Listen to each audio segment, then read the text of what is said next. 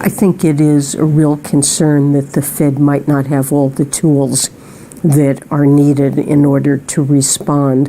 The fundamental reason why it's a problem is that even before the financial crisis, it looks like the general level of interest rates in most developed economies, including the United States, had been drifting down. In a typical downturn, to address it, the Fed cuts interest rates 5 percentage points, 500 basis points.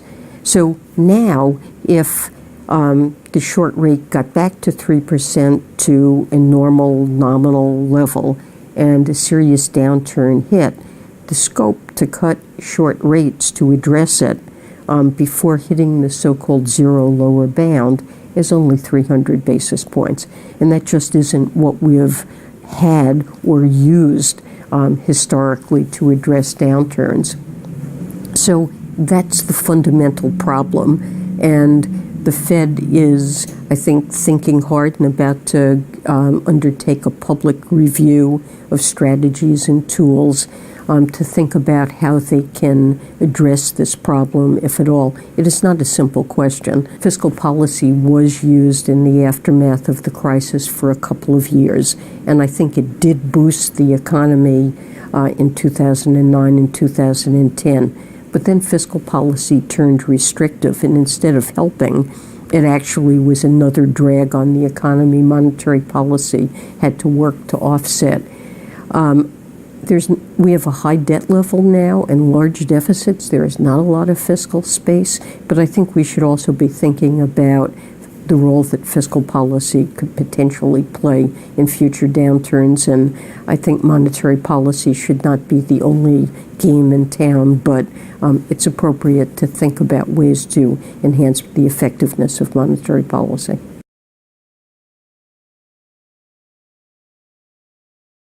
They would have asset purchases. They would have forward guidance, and my own view would be that they should use forward guidance far more aggressively and more quickly than we did after the crisis. We were experimenting. I think we learned a lot about how to give forward guidance. My own view is that the Fed's objective should be to bring long-term rates down very substantially as soon as they hit the zero lower bound.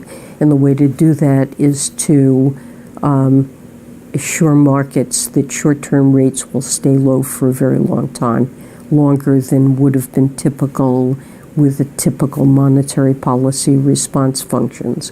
And the Fed has to be careful not to lock itself into something that's inappropriate, but I think that would be appropriate. The Fed also needs to worry in a downturn that inflation expectations don't fall over time. If it's trying to achieve 2% inflation when the economy is performing well and not constrained, and then when the economy hits a downturn, policy goes to the zero lower bound, inflation may fall for a prolonged time under 2%.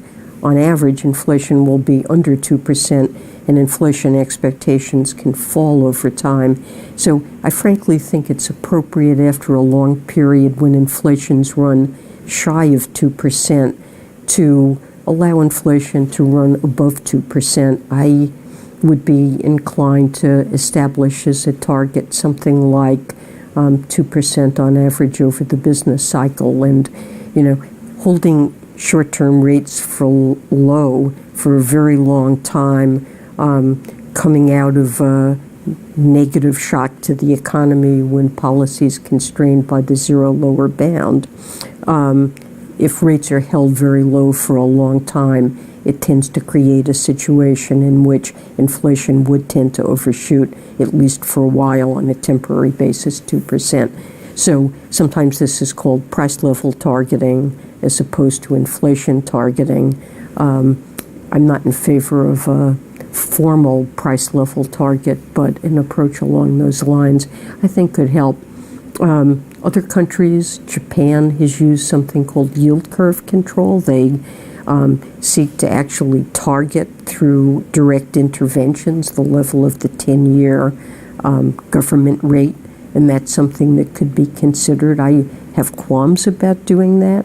Other countries have taken short rates into negative territory, and again, I'm not sure that that would be an effective approach, especially in the United States, but it's something that could be considered. Other countries have tried it, so there are some potentially other tools to consider too.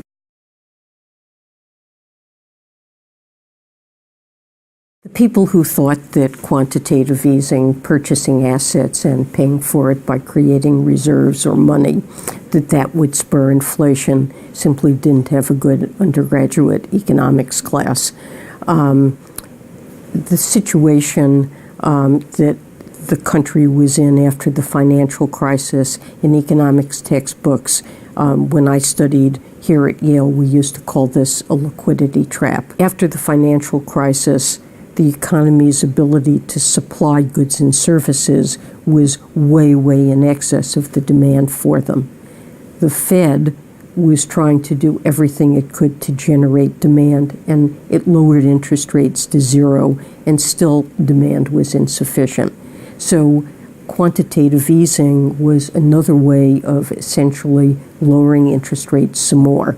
There wasn't scope to lower short rates anymore, because they were effectively at zero. It was a way to try to lower long-term interest rates that were well above zero. But it was qualitatively just an attempt to lower interest rates some more to generate demand. And you would not expect to see inflation until demand got to the point where it was pressing against the economy's resources.